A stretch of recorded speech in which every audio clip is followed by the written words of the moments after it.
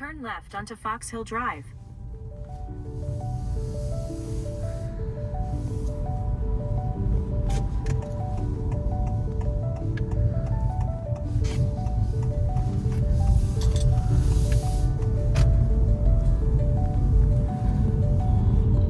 Good morning. আজকে 29শে June একটা নতুন ভিডিও সিরিজ শুরু করলাম। যাচ্ছি At the next stop sign, turn left. যাচ্ছি ইয়েলোস্টোন ন্যাশনাল পার্ক। থাম্বনেল দেখে আপনারা বুঝতেই পেরে গেছেন, ইয়েলোস্টোন আমেরিকার উত্তর পশ্চিম কর্নারে একটা national At park, the stop sign, turn left onto Northern Pike. যেটা আমেরিকার প্রথম ন্যাশনাল পার্ক। এর বিশেষত্ব হচ্ছে এই পুরো ন্যাশনাল পার্কটা একটা জীবন্ত আগ্নেয়গিরির উপরে অবস্থিত এবং পৃথিবীর যতগুলো গিজার বা হট স্প্রিং রয়েছে তার At the next light, turn right. মোটামুটি 70-80 ভাগ এই পার্কটার মধ্যে অবস্থিত। তো চলুন ঘুরে আসি ইয়েলোস্টোন ন্যাশনাল পার্ক। আজকে আমাদের ফ্লাইট রয়েছে পিটসবার্গ থেকে, ডেল্টা এয়ারলাইন্সের ফ্লাইট। পৌঁছে গেলাম পিটসবার্গ এয়ারপোর্ট। এবার ফার্স্ট পার্কের একটা এক্সপিরিয়েন্স নিলাম। নিজের গাড়িটা এখানে এয়ারপোর্টে ফার্স্ট পার্কের একটা পার্কিং লট আছে, $9 করে, মানে $9 করে পার ডে নেয়। ওখানে পার্ক করলাম, ওরাই শাটেলে করে ছেড়ে দিয়ে গেল। খুব কনভিনিয়েন্ট, মানে একদম নিজের গাড়ি নিয়ে আসলাম। নইলে প্রতিবার উবের এত চার্জ নেয়, প্লাস উবের পাওয়াও এত ভোরবেলায় এবং রাত্রিবেলা একটু অসুবিধা হয়ে যায়। তো এটা বেশ কনভিনিয়েন্ট লাগলো। বাড়ি থেকে সুন্দর গাড়ি নিয়ে আসলাম, পার্ক করলাম ফার্স্ট পার্ক অ্যান্ড রিল্যাক্সে, $9 পার ডে রেটে। এবং এবার সেখান থেকে ওরা নিয়ে আসলো, শাটেলে করে ওদের নিয়ে এসছো এবং এয়ারপোর্টে পৌঁছে দিল। এখন চলে যাব আমাদের এয়ারলাইন্সের গেটে, ডেল্টা এয়ারলাইন্স, এবং সেখান থেকে পৌঁছে যাবো বোজম্যান এয়ারপোর্ট, আজকের ডেস্টিনেশন। চলুন বেরিয়ে পড়া যায়। প্রতিটি যাত্রা শুরুর সময় প্রচণ্ড এক্সাইটেড থাকি, কিন্তু এবারের ট্রিপটার জন্য আমি একেবারে অন্য রকমের এক্সাইটেড ছিলাম। আমেরিকায় আসার পর থেকে ইয়েলোস্টোন যাওয়া আমার একটা স্বপ্ন ছিল, আজকে সেটা সত্যি হচ্ছে।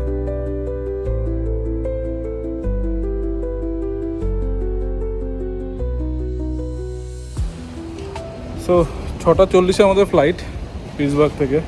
এখন বাজে 5:30। তো বেশ কিছুক্ষণ আগেই পৌঁছে গেছি।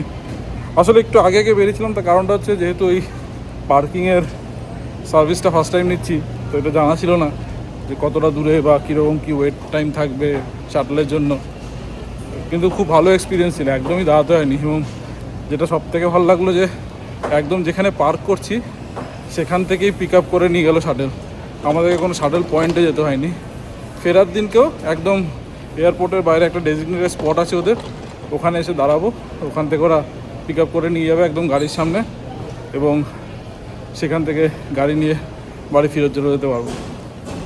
যাই হোক, এখন ঘন্টাখানেক আছে হাতে, আধ ঘন্টা পরে বোর্ডিং স্টার্ট হবে।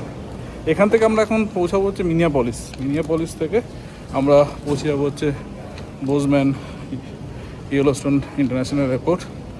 তো ওখানে পৌঁছাতে ওখানকার লোকাল টাইম সকাল 10:30, 10:17 স্পেশালি টাইম। দেখা যাক কতক্ষণে পৌঁছায়, আশা করি ঠিকঠাক টাইমে পৌঁছাবে। রেন্টাল কার অলরেডি বুক করাই রয়েছে, ওখান থেকে রেন্টাল কার পিক করবো, তারপরে স্ট্রেট টু ন্যাশনাল পার্ক। চলুন ঘুরে আসি একটা নতুন জায়গা আমেরিকার। দেখুন আপনাদের একটা পাগলামি দেখাই। আমাদের গেটটা হচ্ছে এই সামনে D3, আর ইনি চললেন এই চলমান রাস্তা ধরে, এই গেট পেরিয়ে চলে যাবে, চলে গিয়ে আবার সে ফেরত আসবে। যাই হোক, যে যা খুশি করুক, ফ্রি কান্ট্রি, সবার সব কিছু করার রাইট আছে। এনিওয়েজ, এখন 1 ঘন্টার অপেক্ষা ফ্লাইট ছাড়া। দিগন্তে ধীরে ধীরে সূর্যোদয় হচ্ছে। এয়ারপোর্টের কাছের জানলা দিয়ে দেখলাম আজকের ভোরের সূর্য। We depart. Please pay attention to this important message. Stow all carry-on items in an overhead bin. Place smaller items completely under the seat in front of you and stow larger electronic devices. তো আমাদের flight ছেড়ে দিল ঠিকঠাক টাইমে। এখন বাজে হচ্ছে 6:40, 1 ঘন্টা 43 মিনিট একটা ছোট্ট ফ্লাইট মিনিয়াপলিসের। সেখানে 50 মিনিট একটা লেওভার আছে, তারপর সেখান থেকে চলে যাবো বোজম্যান এয়ারপোর্ট। চলুন 1 ঘন্টা 43 মিনিট একটা ছোট্ট ফ্লাইট এনজয় করি।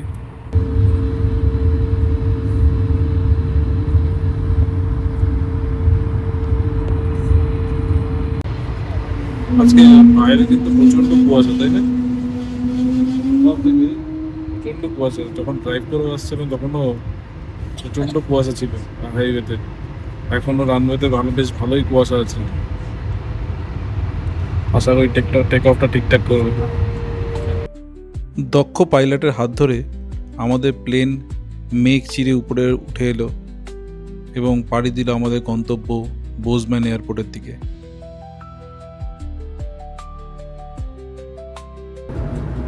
ফ্লাইটে ওই চা আর বিস্কুট খাচ্ছে। আমি আর অনেক কিন্তু বাইরে থেকে বেশ অ্যাভোকাডো স্যান্ডউইচ বানিয়ে এনেছি আমাদের জন্য, কিন্তু অ্যাভোকাডো স্যান্ডউইচ আমি এটাই ভালো খাই রাস্তায়।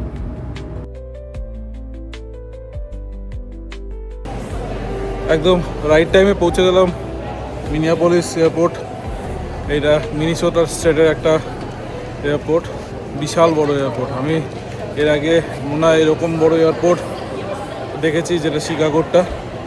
এটাও বিশাল বড়। আমাদের ফ্লাইটটা ল্যান্ড করলো বা দিয়েছিল এফ গেটে, সেখান থেকে ডি গেট অবধি আসতে আমার মোটামুটি 10 মিনিটের মতো লাগলো। যাই হোক, দারুণ দারুণ এয়ারপোর্ট, প্রচুর শপস রয়েছে ভিতরে।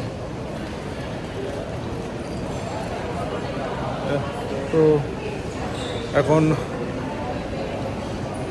উঠবো আমাদের পরের ফ্লাইটে। 8:50 আমাদের পরের ফ্লাইট আছে, এখনও আধ ঘন্টা 40 মিনিটের মতো আছে। তারপরে আমরা পৌঁছে যাবো বোজম্যান। এটাও ঘন্টা 2-এর ফ্লাইট। আগের ফ্লাইটটা ভালোই ছিল, ফার্স্ট একটুখানি স্যান্ডউইচ খেয়ে ঘুম দিয়েছিলাম। এই ফ্লাইটটাতে একটু ঘুমাবো। আসলে কালকে তো ঘুমটা ভালো করে হয়নি, প্রায় রাত্রি 3টের সময় উঠে রেডি হয়ে বেরিয়ে পড়েছিলাম 4টের মধ্যে। তো ঘুমটা একেবারেই হয়নি, সেই ঘুমটাই ফ্লাইটে মেকআপ দিচ্ছি। চলুন আপনাদের দেখাই একটুখানি মিনিয়াপলিস এয়ারপোর্ট, তারপর উঠে পড়ি আজকে দ্বিতীয় ফ্লাইটে। মিনেসোটার হৃদয়ে অবস্থিত মিনিয়াপলিস সেন্ট পল আন্তর্জাতিক বিমানবন্দর যুক্তরাষ্ট্রের অন্যতম ব্যস্ত ও আধুনিক বিমানবন্দর। বছরে 36 মিলিয়নের বেশি যাত্রী এই বিমানবন্দর ব্যবহার করেন। 4টি শক্তিশালী রানওয়ে এবং 2টি অত্যাধুনিক টার্মিনাল দিয়ে এমএসপি হলো ডেল্টা এয়ারলাইন্সের একটি প্রধান হাব। এখান থেকে বিশ্বের 35টিরও বেশি আন্তর্জাতিক গন্তব্যে সরাসরি ফ্লাইট পরিচালিত হয়। মেট্রো ব্লু লাইন রেল সার্ভিসের মাধ্যমে মাত্র কয়েক মিনিটেই পৌঁছে যাওয়া যায় মিনিয়াপলিস ডাউনটাউন। সামরিক ও বাণিজ্যিক উভয় কাজকর্মের সমন্বয়ে এমএসপি যুক্তরাষ্ট্রের আকাশপথে একটি গুরুত্বপূর্ণ কেন্দ্র হিসাবে পরিচিত। নেক্সট ফ্লাইটের বোর্ডিং হয়ে গেল আমাদের। এবারে সিট নাম্বার হচ্ছে 27A বা 27E। যাই হোক, মোটামুটি বড় ফ্লাইট। এবার ঘন্টা 2 এই ফ্লাইটে, তারপর পৌঁছে বোজম্যানে। চলুন 2 ঘন্টার জন্য আকাশপথে পাড়ি দিই।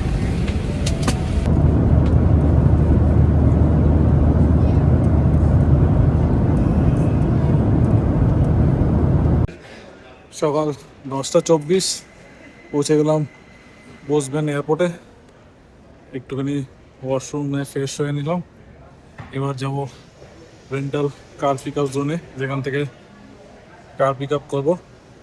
ইউএসএতে রেন্টাল কারের ব্যাপারটা খুব কনভিনিয়েন্ট। আপনি সমস্ত এয়ারপোর্ট থেকে বা শহরের বিভিন্ন জায়গা থেকে কার রেন্টাল করে সারাদিন সেই গাড়ি নিয়ে ঘুরে, বা পুরো ট্রিপ সেই গাড়ি নিয়ে ঘুরে গাড়ি আবার যথাযথ জায়গায় ফেরত দিয়ে দেবেন এবং আপনার তেল ভরে নেবেন, নিজেকে সেলফ ড্রাইভ করতে হবে। এটা খুব কনভিনিয়েন্ট একটা অপশান ইউএসএতে। ইন্ডিয়াতে রেন্টাল কারের ব্যাপারটা এখনও অতটা প্রচলিত নয়, কিন্তু ইউএসএতে উইদাউট রেন্টাল কার কেউ কোনো ট্যুরের কথা ভাবতেই পারে না। তো এটা একটা এখানকার ট্রাভেল ট্যুরিজমের অবিচ্ছেদ্য অঙ্গ। বোজম্যান এয়ারপোর্টটা মন্টেনা স্টেটের আন্ডারে পড়ে। এখানে ইয়েলোস্টোনে আসার জন্য বোজম্যান বা সল্টলেক সিটি বা ইয়েলোস্টোনে একটা নিজস্ব এয়ারপোর্টও আছে, কিন্তু সেখানে খুব কম ফ্লাইট ওঠানামা করে। তো এই তিনটে এয়ারপোর্ট দিয়ে কিন্তু খুব ইজিলি ইয়েলোস্টোনেতে আসা যায়। তো আমার মনে হয় বোজম্যান খুব কনভিনিয়েন্ট যদি আপনাদের শুধুমাত্র ইয়েলোস্টোন ঘোরার থাকে। আর আপনারা যদি রকি মাউন্টেন বা ভেগাসের দিক দিয়ে আসেন তাহলে আপনার সল্টলেক সিটি হয়ে আসতেই পারে। বছরে প্রায় 2.8 মিলিয়ন যাত্রী এই বিমানবন্দর ব্যবহার করেন। আধুনিক সিঙ্গেল টার্মিনাল, 4টি রানওয়ে এবং 30টিরও বেশি ননস্টপ গন্তব্য নিয়ে বোজম্যান হল যুক্তরাষ্ট্রের উত্তর পশ্চিম অঞ্চলের একটি দ্রুত বর্ধনশীল বিমানবন্দর। $190 মিলিয়ন টার্মিনাল এক্সপ্যানশনের প্রকল্প ভবিষ্যতে আরও উন্নত ও সুবিধা যোগ করবে। ইউনাইটেড, ডেল্টা, সাউথওয়েস্ট সহ শীর্ষ এয়ারলাইন্সগুলো এখান থেকে নিয়মিত ফ্লাইট পরিচালনা করে। প্রকৃতি, পাহাড় আর ইয়েলোস্টোনের বন্য সৌন্দর্যের পথে বোজম্যান হলো যাত্রীদের প্রথম পদক্ষেপ।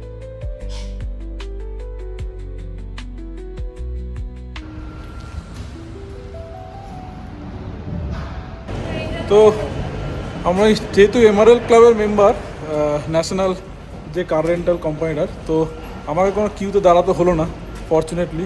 তো এখানে এরকম দেখতে পাচ্ছেন আমার পিছনে প্রচুর গাড়ি রাখা আছে। এমআরএল লাইনের যে কোনো গাড়ি চুজ করলাম। একদম এক্স্যাক্টলি আমি যে গাড়িটা চালাই হন্ডা সিভিক সেটাই পেয়েছি, যেটি একটা সিরেন মডেল, আমারটা হ্যাচব্যাক। আরও অনেক গাড়ি ছিল বিএমডব্লিউ, কিন্তু পাহাড়ে বেশি কেত মেরে লাভ নেই, এটাকেই নিয়ে নিচ্ছি। এটাই নেক্সট কিছুদিনের জন্য আমাদের সঙ্গে থাকবে। চলুন গাড়িটাকে একটুখানি ইন্সপেকশন করে নিই। কার রেন্টাল করার সময় গাড়ির একটা সম্পূর্ণ ভিডিও নিয়ে নেওয়া অত্যন্ত জরুরি। এটা পরে কাজে লাগতে পারে। এছাড়াও গাড়ি কত কিলোমিটার চলেছে, গাড়ির পুরো পরিচ্ছন্নতা, এগুলো দেখে নেওয়া জরুরি। এয়ারপোর্ট থেকে বাইরে বেরিয়ে দেখি আকাশের মুখ ভার, বৃষ্টিও পড়ছে।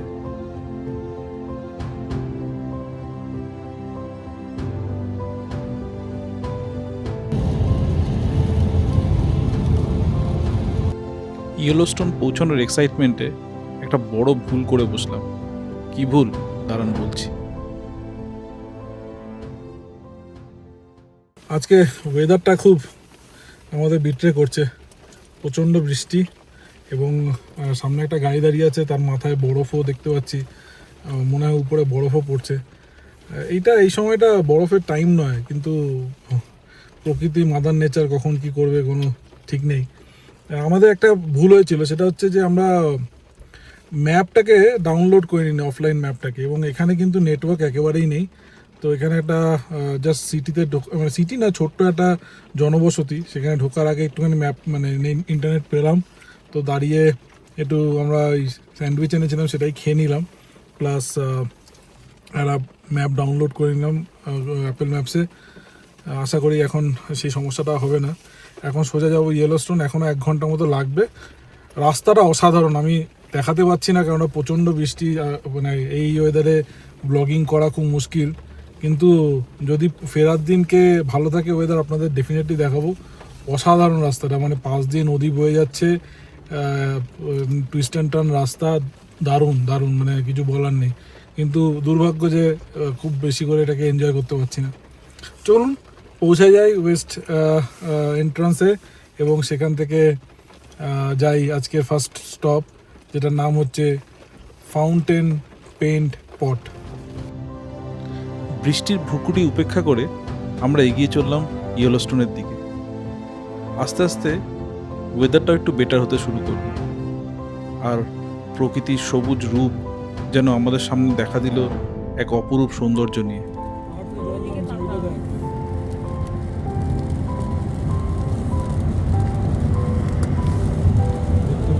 দেখেছি সাদা সাদা।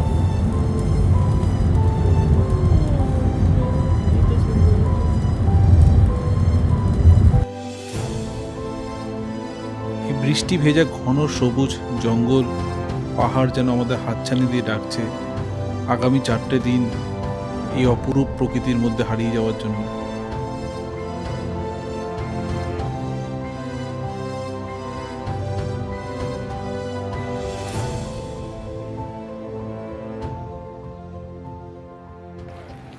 ধীরে ধীরে বৃষ্টি পড়ছে, কিন্তু আর না দাঁড়িয়ে থাকতে পারলাম না। যাই হোক, আমরা ইয়েলোস্টোন ন্যাশনাল পার্কের ভিতরে এন্ট্রি করে গেছি। এখন আমরা যাব হচ্ছে ফাউন্টেন পয়েন্ট বলে একটা জায়গা আছে। তো এখানে নদীটার পাড়ে একটু দাঁড়িয়েছি। আচ্ছা, আপনাদের ইয়েলোস্টোনের এন্ট্রি ফিস সম্বন্ধে একটু আইডিয়া দিয়ে দিই। ইয়েলোস্টোনের এন্ট্রি ফি হচ্ছে $35 পার কার, যদি ইউএস রেসিডেন্ট হন। এবার আমার একটা ছিল যে ডাউট ছিল যে আমরা ইউএস রেসিডেন্ট হব কি না। তো ইউএস রেসিডেন্ট যদি না হন, ইন্টারন্যাশনাল ট্যুরিস্ট হন, তাহলে পার ট্যুরিস্ট পিছু $100 করে। আর যদি ইউএস রেসিডেন্ট হন তাহলে পার গাড়ি পিছু $35। এবার যেহেতু আমরা এখানকার ড্রাইভিং লাইসেন্স হোল্ডার বা স্টেট আইডি হোল্ডার, তো আমাদের জন্য আমরা ইউএস রেসিডেন্ট হিসাবেই ট্রিট হবে আমাদেরকে, এবং আমাদের জন্য $35 চার্জ লাগলো 7 দিনের জন্য। এবার এখানে আরেকটা অপশান আছে, সেটা হচ্ছে আপনি 1 বছরের জন্য অল ন্যাশনাল পার্ক এন্ট্রি নিতে পারেন। ইউএস ন্যাশনালদের জন্য $80। তো আমি সেই কার্ডটাই করে নিলাম, কারণ আমাদের পরে গ্র্যান্ড টিটনে যাওয়ার রয়েছে, সেটা একটা ন্যাশনাল পার্ক। তো এমনি $70 লেগেই যাবে, প্লাস আরও যদি কোনো ন্যাশনাল পার্কে যাই তাহলে এই কার্ডটা দিয়ে ফ্রিতে এন্ট্রি করতে পারবো। তো যাই হোক, পার্কে এন্ট্রি করে গেছি। পরের পয়েন্টে যাওয়ার আগে এই নদীটা পাড়ে একটু দাঁড়াতে ইচ্ছা করলো, দাঁড়িয়েছি। ভালোই ঠান্ডা আছে, হালকা হালকা বৃষ্টি পড়ছে। আরও কিছু লোকজন দাঁড়িয়েছেন এখানে। এখনও তেমন কোনো বন্যজন্তু আমার চোখে পড়েনি, শুধু কিছু হাঁস দেখতে পাচ্ছি নদীতে, এছাড়া এখনও আর কিছু চোখে পড়েনি। বাট ডেফিনেটলি আশায় আছি কিছু না কিছু তো দেখতে পাবোই। চলুন এগিয়ে যাই নেক্সট পয়েন্টের দিকে, আপনাদেরকে দেখাতে থাকি ইয়েলোস্টোন ন্যাশনাল পার্ক।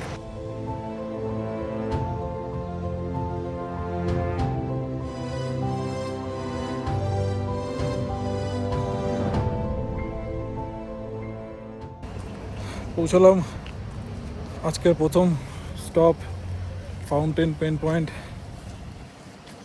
গিজারের কাছে।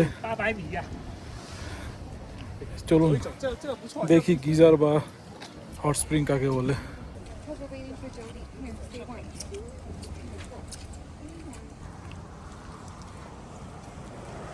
এই ফাউন্টেন পেন পট যেটা আছে, গিজার বেসিনগুলো, আসলে এটা পুরো এরিয়াটাই হচ্ছে একটা অ্যাক্টিভ ভলক্যানোর উপরে অবস্থিত, এই পুরো ইয়েলোস্টোন ন্যাশনাল পার্কটা। তো আমরা যে বোর্ড ওয়াকটার উপর দিয়ে হাঁটছি, তলার মাটিটা কিন্তু একদম থিন ক্রাস্ট, একদমই পাতলা একটা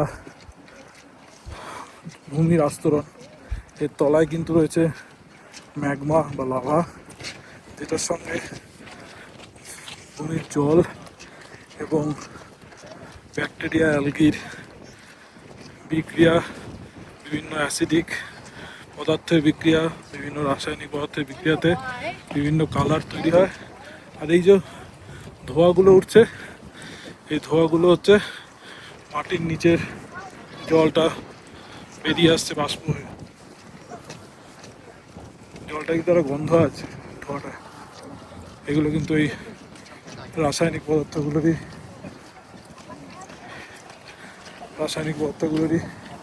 গন্ধ। এই সামনে যে হট স্প্রিংটা দেখা যাচ্ছে তার নাম হচ্ছে কেলেস্টাইন পুল। এরপরে আমরা এগিয়ে যাচ্ছি হচ্ছে ওই সামনে ফাউন্টেন পেন পটের দিকে।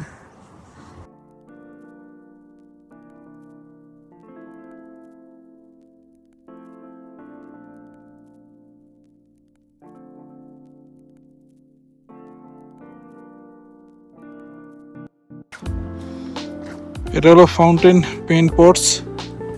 ফেনোমেনাটা হচ্ছে এখানে মাটিতে খুব অ্যাসিডিক নেচার, সেটা ম্যাগমা দিয়ে গরম হওয়া জলের সঙ্গে মাটিটা অ্যাসিডিক নেচারটা মিশে কাদা হয়ে যাচ্ছে এবং সেখানে এরকম বাবলিং মাড তৈরি হচ্ছে।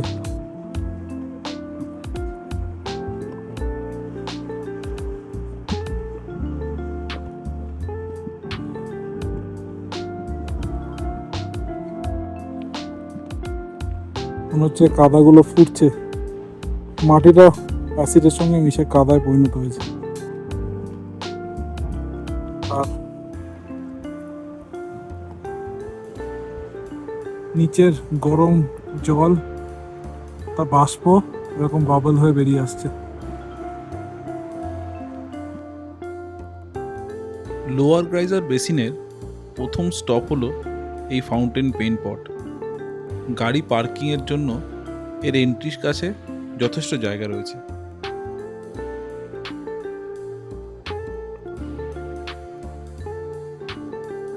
বাতাসে সালফারের গন্ধ এবং আকাশে বৃষ্টিঘন মেঘ নিয়ে এগিয়ে চললাম আমরা আমাদের পরবর্তী গন্তব্যে। অপূর্ব সুন্দর নীল রঙের সাইলেক্স স্প্রিং। এই নীল রঙের কারণটা আপনাদের আগামী পর্বে ব্যাখ্যা করব। ভূগর্ভের গরম লাভায় মাটির তলার জল গরম হয়ে এই স্প্রিংয়ের উৎপত্তি।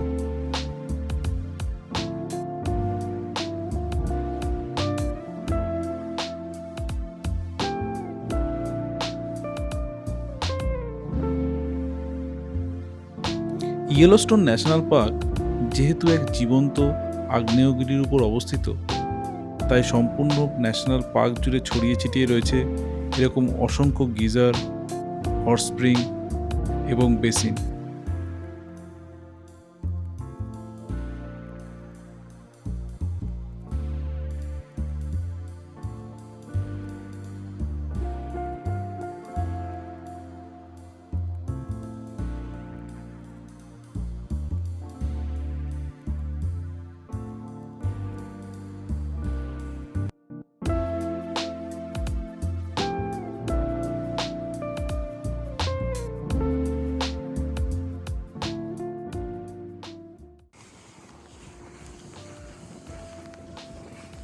সম্পূর্ণ ইয়েলোস্টোনটাই একটা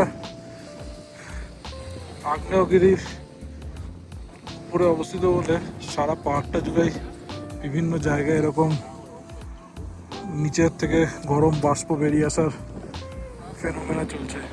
এটা হচ্ছে মর্নিং রাইজার।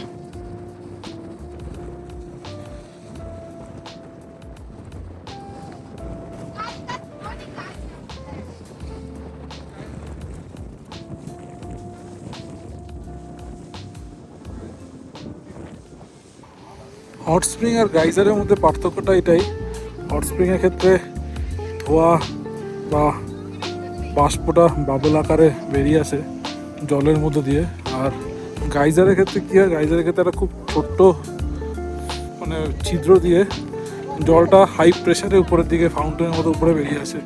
এইটাই পার্থক্য। দেখুন,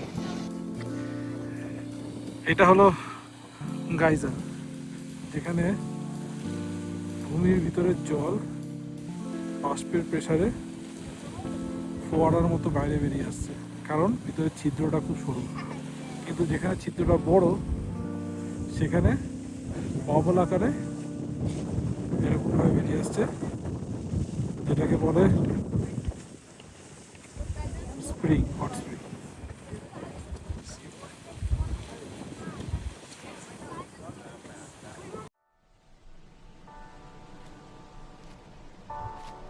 ফাউন্টেন পেন পট দেখে আমরা বেরিয়ে পড়লাম আমাদের পরবর্তী গন্তব্যের দিকে।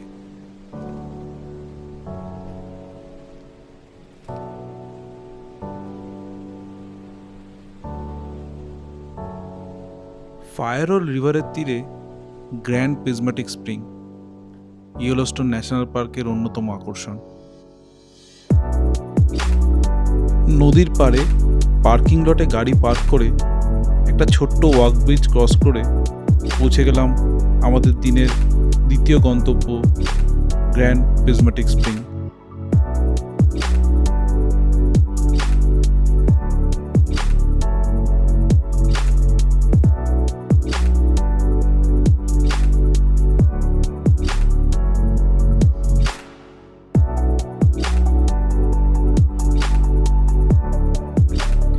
প্রায় 370 ফুট ব্যাস বিশিষ্ট এবং 160 ফুট গভীর এই হট স্প্রিং যুক্তরাষ্ট্রের সবচেয়ে বড় এবং বিশ্বের তৃতীয় বৃহত্তম হট স্প্রিং।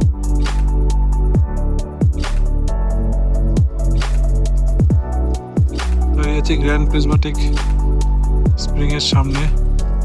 এটা পৃথিবীর তৃতীয় বৃহত্তম হট স্প্রিং। এটা আমরা উপর থেকে দেখবো।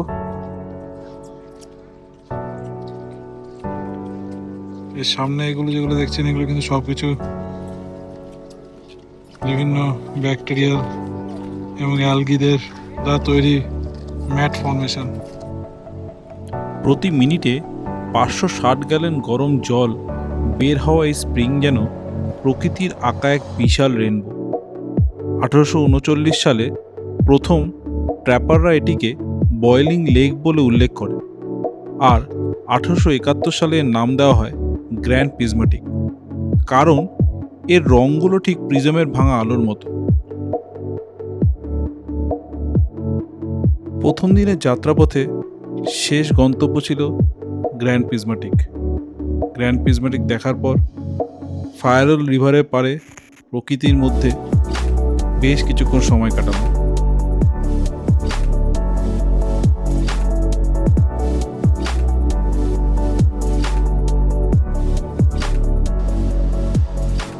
আজকে ওয়েদারটা একটুখানি আমাদের সঙ্গে সহযোগিতা করলো না, খুব বৃষ্টি হচ্ছে, কিন্তু তবুও আজকে দিনটা শেষ করছি গ্র্যান্ড প্রিজমেটিক স্প্রিংয়ের সামনে।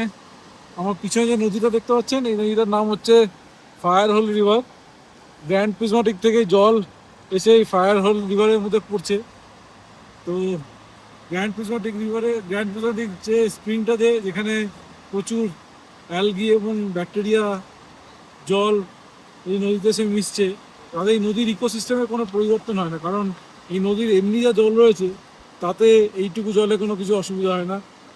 তো আমার পিছনে দেখতে পাচ্ছেন এই জল এসে পড়ছে নদীতে, এবং এই নদী কিন্তু ইয়েলোস্টোন ন্যাশনাল পার্কের লাইফলাইন ফায়ারহোল রিভার, যেটা মোটামুটি টানা চলতে থাকে এই ন্যাশনাল পার্কের মধ্যে দিয়ে। ইয়েলোস্টোন ন্যাশনাল পার্ক হচ্ছে আমেরিকার প্রথম ন্যাশনাল পার্ক, এবং 3টে স্টেটের মধ্যে এটা রয়েছে। ওয়াইয়োমিং স্টেটের মধ্যে এটা সব থেকে বেশি, এছাড়াও মন্টানাতেও কিছুটা পার্ট রয়েছে। ওয়েস্ট গেট যেটা দিয়ে আমরা ঢুকলাম সেটা মন্টানার মধ্যেই পড়ে। আমরা মন্টানা দিয়ে এখন রাত্রেবেলা থাকবো, আমাদের এয়ারবিএনবি ওখানেই বুক করা। এখন এখান থেকে ফিরে যাব। আজকে কোনো বন্যপ্রাণী বা ওয়াইল্ড লাইফ চোখে পড়লো না। বাড়ি ফেরার পথে যদি কিছু চোখে পড়ে ডেফিনেটলি আপনাদের ভিডিওতে দেখাবো। নইলে আজকের ভিডিওটা এখানেই এন্ড করছি এবং ফিরে যাচ্ছি এয়ারবিএনবিতে। আপনাদের এয়ারবিএনবিটা কালকে সকালবেলা একবার রুম টুরটা দেবো। আজকে মনে হয় না আর শরীর চলবে, কালকে সকালবেলা আপনাদেরকে দেখাবো আমাদের Airbnb in Yellowstone national park. আজকের জন্য বাই বাই। বাই বাই তো বলে দিলাম, কিন্তু বাড়ি ফেরার পথে আরও কত অ্যাডভেঞ্চার আমাদের জন্য অপেক্ষা করছিল, চলুন দেখে নিই।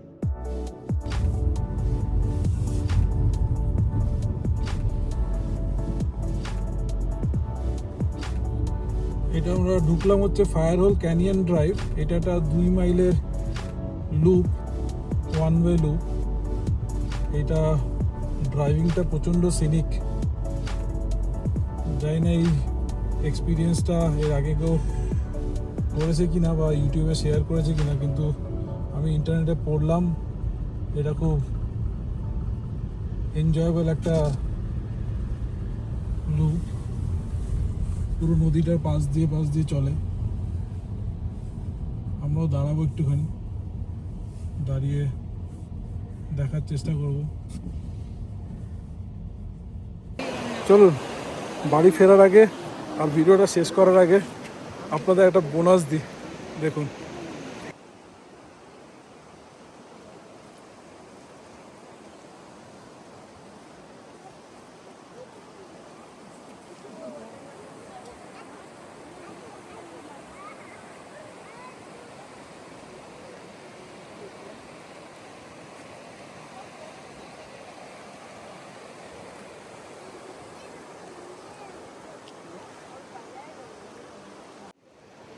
ফায়ার হল ক্যানিয়ন ড্রাইভটা ডেফিনেটলি করবেন। এখানে কতগুলো স্পট রয়েছে অস্বাভাবিক, মানে অসাধারণ। গাড়ি দাঁড় করান রাস্তার পাশে, ছবি তুলুন।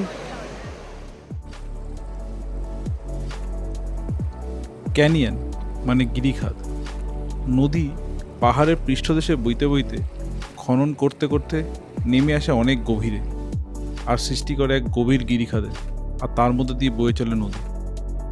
এই ফায়ার হল নদীও বয়ে চলেছে এই ক্যানিয়নের মধ্য দিয়ে। অপূর্ব প্রাকৃতিক সৌন্দর্যের মধ্যে হারিয়ে গেলাম বেশ কিছুক্ষণ।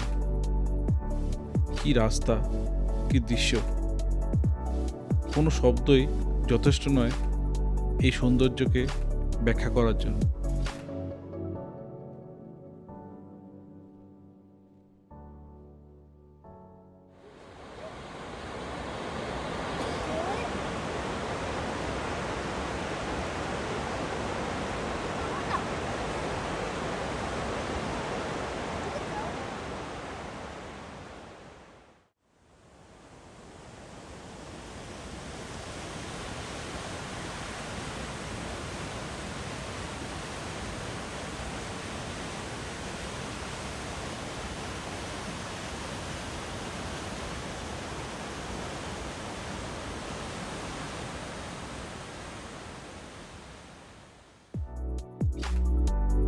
এবার ফাইনালি হোটেলে ফেরা পালা। সন্ধ্যা হয়ে আসছে, জঙ্গল থেকে বেরোতে হবে। মনের মধ্যে তখনও একটা দুঃখ চলছে, একটাও বন্যপ্রাণী দেখতে পাইনি। ফায়ার হল ক্যানিয়ন ড্রাইভের আঁকাবাঁকা পথ ধরে এগোতে লাগলাম মেন রোডের দিকে। ফায়ার হল রিভার কখনো আমাদের ডান দিকে তো কখনো বাঁ দিকে। অবশেষে এলো সেই মুহূর্ত যার জন্য সকাল থেকে অপেক্ষা করছিলাম। প্রচুর হরিণ। আজকে কিন্তু একেবারে শূন্য হাতে বাড়ি গেলাম না।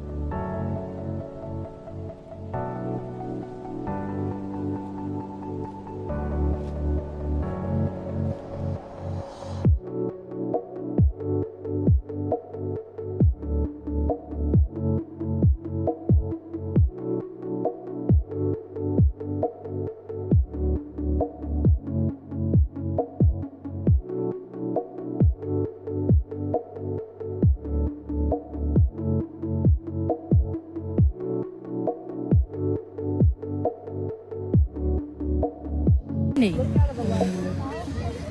বন্যপ্রাণীরাও আজকে আমাদের কিন্তু নিরাশ করেনি, শেষবেলায় কিন্তু দেখা দিল। বাড়ি ফেরার পথে এক্সপিরিয়েন্স করলাম ইয়েলোস্টোনের বিখ্যাত bison jam. West entrance gate থেকে এক্সিট করে পৌঁছে গেলাম আমাদের এয়ারবিএনবিতে। এয়ারবিএনবি আগে থেকেই বুক করা ছিল। এক্সিট গেটের একদম কাছেই ছিল এয়ারবিএনবি। যাওয়ার সময় চোখে পড়ল তুষার আবৃত পর্বতশৃঙ্গ।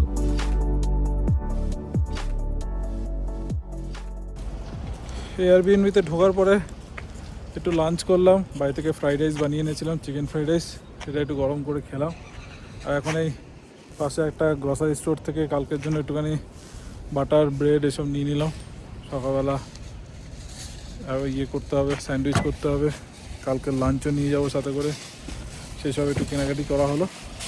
যাই হোক, এবার প্রচণ্ড টায়ার্ড, বাড়িতে গিয়ে এখন শুয়ে পড়বো এবং আবার কালকে বেরোবো। কালকে যা যা প্ল্যান প্রোগ্রাম আছে সেসব নিয়ে।